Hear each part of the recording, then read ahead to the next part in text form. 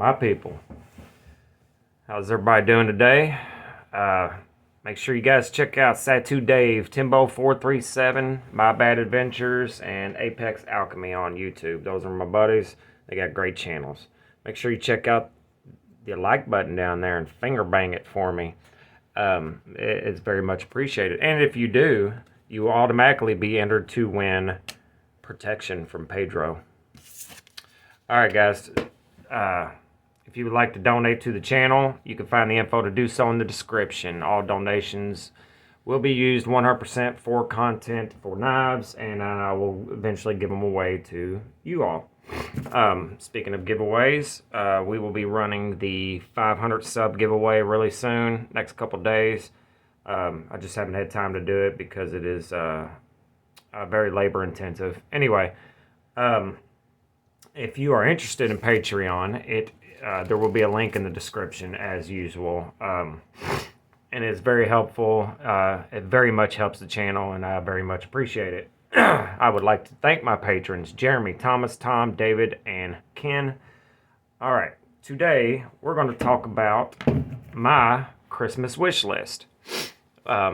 Since it is Christmas time, and it makes sense. This is my list of cool knives that I want and would get if I had unlimited funds, or if Santa was, hooking up adults. The knives on this list are in no particular order, but obviously there's some that I'm going to want more than others.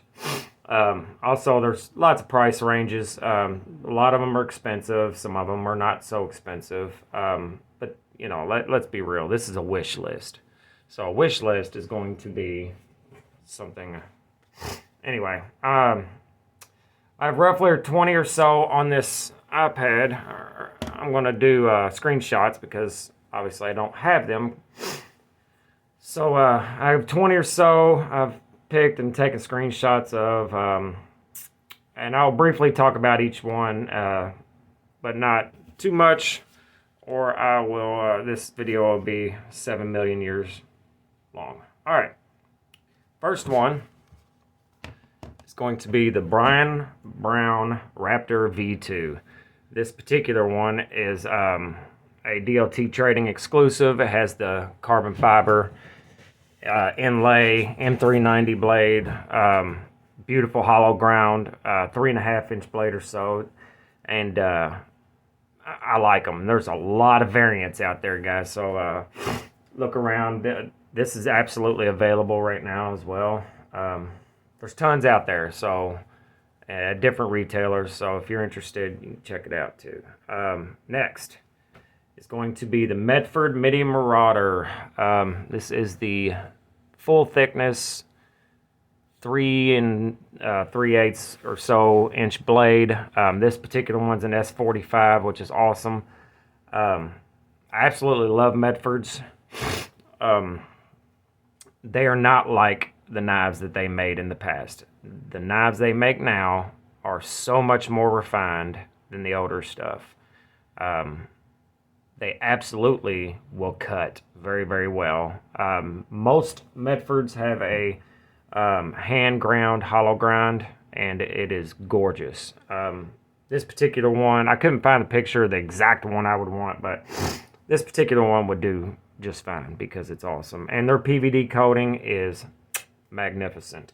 All right, next.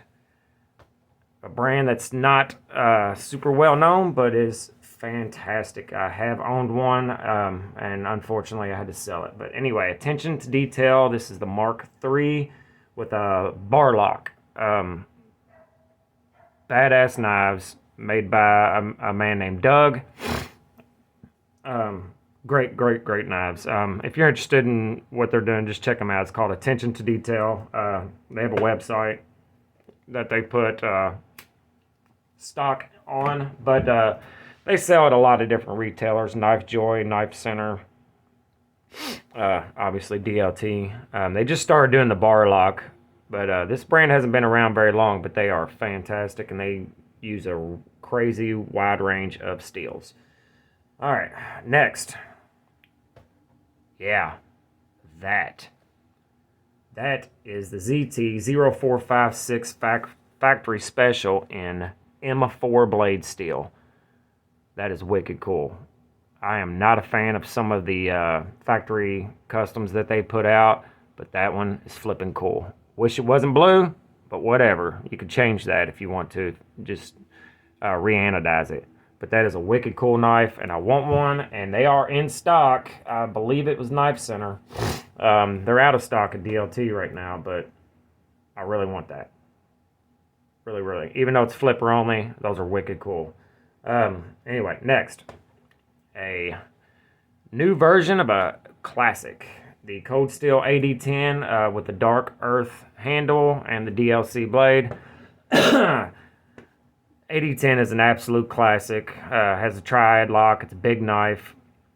It does have a weird aluminum frame, but it seems to work, so that's cool. I love this knife. The brand is awesome, even though they've switched hands, different owners, but so far as I can tell, they're still making quality stuff. Anyway, excellent, excellent knife. All right, next, another Medford.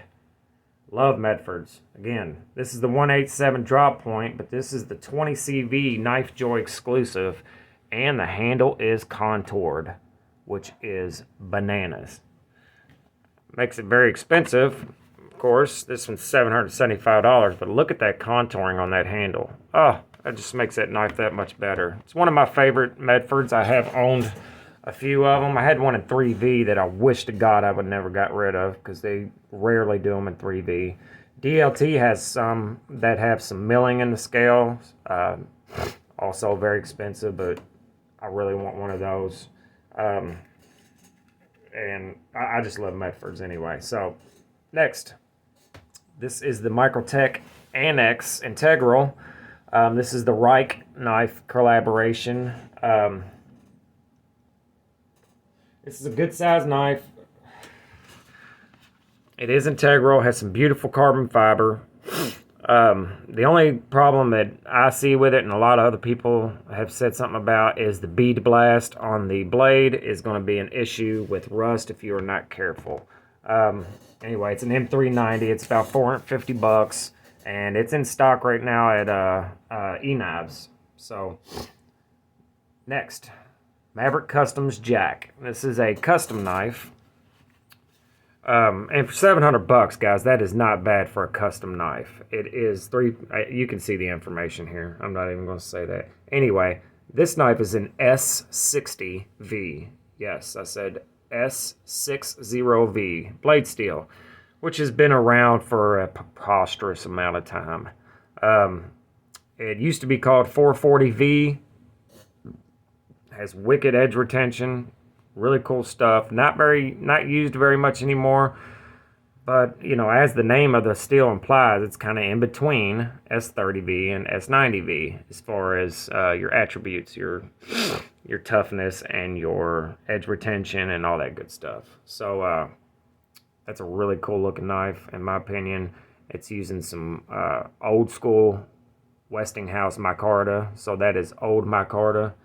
So I think it's pretty cool. All right, next is I think the only fixed blade on my list. This is the Dawson Knives Huntsman in Magna Cut with the apocalyptic finish. I'm not sure if you can see that, but it is really cool finish.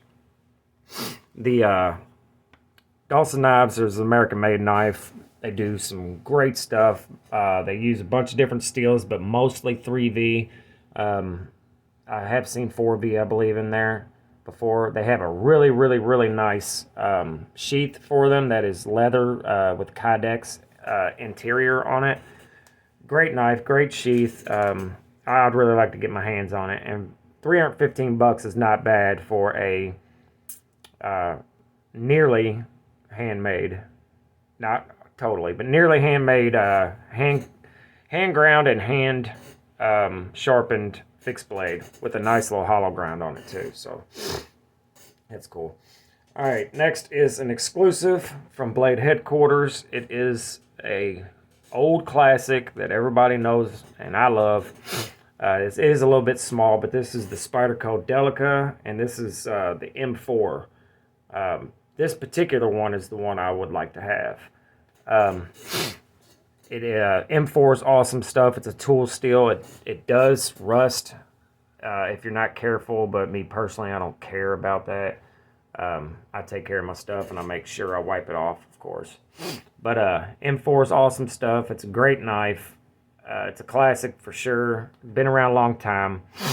I don't particularly care for the color of the scale on this one, but I would definitely, I'd probably hunt down some scales for it. They make carbon fiber, titanium, copper, all kinds of different, on the interwebs. All right, next is the Hogue SIG K320, but this is the collector series. This particular one, I'd rather have the drop point, but this is the only decent picture I could find. But it has beautiful textured carbon fiber that is contoured, anodized hardware, and a 20 CV blade. American made, all for $250. Excellent deal in my opinion. Excellent knife. Beautiful in every way.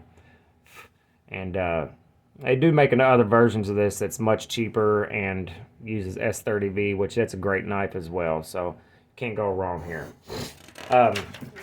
Next one, we're going to go back to Spyderco with the Drunken. And believe it or not, this is available right now on DLT. And it is driving me nuts that I can't buy one. S90V, awesome carbon fiber. One of the best frame locks that Spyderco has ever made. But it has one irritating problem. The pocket clip is abysmal. It is terrible. It's the worst pocket clip on the planet, in my opinion, hands down. But you can get other pocket clips for it if you look around. Adam Purvis makes pocket clips for these, and there's some other guys that are out there doing it. They aren't cheap, but this is not a cheap knife, and it's what it is. It's an excellent knife. It's out of the Taichung, Taiwan factory. Spyderco does an amazing job with their S90V. It is bananas on the edge retention, and it's stainless. And it's a lot tougher than a lot of people think it is. And it's not hard to sharpen. This day and age, sharpening doesn't even matter. A blade that's hard to sharpen, quote unquote, doesn't matter anymore. With all the sharpening systems that are out there, it makes it easy. Unless you're sharpening, Rex 121 or S125V or some banana steel, ease of sharpening is good across the board anymore. All right, next, the Curtis F3. This is a medium, but I want a large. And this one is in Magna Cut. It is a flipper. They make them in non-flipper. They make different blade shapes. And it has a blade fuller there, or a blade hole cut out so you can finger flick it. So it's multiple opening options. Curtis been around a long time, makes crazy good knives. Amazing action, fit and finish is beautiful. They are custom and they are quite expensive. This one's $700, but in my opinion, they're worth it. He makes an amazing product. They are a little bit thick behind the edge, but this one here is hollow ground. Kind of a Spanto type blade, but I've had many Curtises. I've had one of these non-flipper versions as well, but it was an XHP, and I just wasn't feeling that one for some reason. I have no, mostly probably because it was a medium. It wasn't big enough, but anyway, great knives, great company. All right, next, Spyderco again. I love Spyderco. Everybody knows that. I'm carrying a Spyderco today. Manix 2 in CPM 15V. Oh man, it's going to be some awesome stuff. The edge retention on 15V is going to be up in the Maximet range. Maybe even better, depending on how it's heat treated. Big Brown Bear came up with a heat treatment protocol for this knife. And Spyderco, they even put BBB on the blade. Anyway, can't wait for this. This is going to be mind-blowing edge retention, and that is my biggest. That's what I look for the most in a knife steel is edge retention. The rest of it, I don't care. Toughness doesn't really matter to me. Stain resistance matters none at all to me. Ease of sharpening doesn't matter. I can sharpen just fine. Edge retention, that's where I'm going for. And man, that's going to be awesome. And speaking of edge retention, oh, we got it mixed up. All right. WE knife, high fin. This is a Gavco offering here from WE. It is the smallest knife on my list, but I think it would be okay because it has a forward choil and I think you can still get your whole grip on there. It is thumb stub deployment, 20 CV blade, and it's about $250, which you can see. I think it's going to be a really cool knife. WE does a good job with their knives. I have no issues with them at all, and I love the design of this knife and the blade shape. It is a Wharncliffe, but it is just ever so slightly bellied out a little bit, so that's right up my alley. And it's a small knife, but that's, you know, I can't always carry a big giant knife. Next. All right, real quick.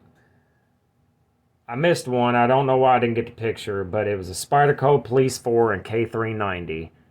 Freaking can't wait to get one of those. K390 is the shit. Probably my favorite steel, all-around steel. And I'm looking forward to getting one of those. Anyway, the Wonder Tactical. This is the Maestro. Anyway, this is a brand that's not really well known, but they've been around for a very long time. This knife in particular has been around for quite a long time.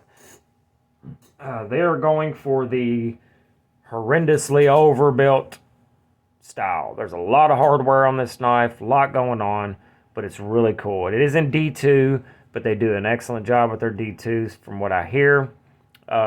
It is a liner lock.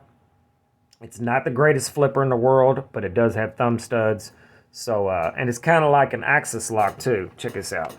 But it is going vertically instead of horizontally on there. I think it's cool. Anyway, I've never handled one, but I'd really like to check it out.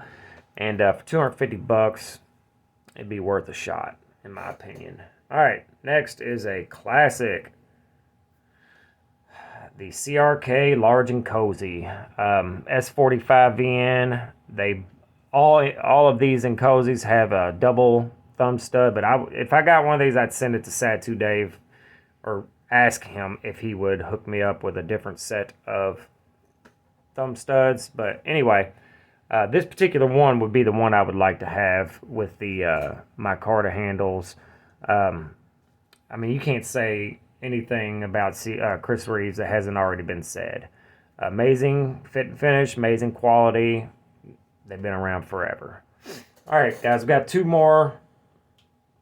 Next, the Doug Ritter RSK MK1G2. Anyway, this is basically the father of the Benchmade Griptilian. This knife in particular is made by Hogue. It is in 20 CV. The fit and finish and the quality is amazing. Not that there's anything wrong with the Benchmade Griptilian. I just don't like Benchmade, and I think they're overpriced. But this one right here would be awesome. I'd love to have one. A little bit over, I think, a 3.5-inch blade, so it's not a small knife. And of course, Hogue does an amazing job. All right, last but not least is I had to put one on here that is just straight up bananas, and that will be the Direware Custom Knives Tail Whip. Man, I've had a couple Direwares in the past. Unfortunately, I had to sell most of my collection when the tornado came through last year in December and just crushed me, man. I had to sell off my entire collection to pay for fixing my property in my house, and it just in general, it sucked. But anyway, crazy quality. Custom knives, they're beautiful. The heat treats on their steels are amazing. They use a lot of different steels. This particular one's 20 CV. And I took a few other pictures of some because none of them are identical. They're all different. This one's in S110V. It's got some thumb studs on it. No flipper. Beautiful. Look at that grind on that one. Insane. I think this one was S90V. They're frame locks. They're extremely overbuilt. They're so well made. I love them. Anyway, and the last one here is a Damascus buoy with a thumb stud frame lock. It's got this ice looking, I don't know if you guys can see that, but the handle scales has a little bit of texturing to it. That is freaking gorgeous. Anyway, I think out of these four, though, this would be the one I would want. Or, yeah, this one or this one. If this had thumb studs, it'd be the one for sure. I like the camo looking dealio going on there. Anyway, that is my Christmas wish list, guys. Down in the comments, man, tell me what your Christmas wish list is. Just pick like 3 or 4. Don't hit me with a crazy list like I just hit y'all with. 3 or 4 what you would absolutely get if you could for Christmas. All right, guys. That's all I have for you today. I'm going to try to do that giveaway in a couple days. Anyway, I hope everybody has a good Christmas week. And I will see you all in a day or two. And I appreciate you watching. Make sure you subscribe if you are not. It is very much appreciated. All right, guys. Have a good day. Later.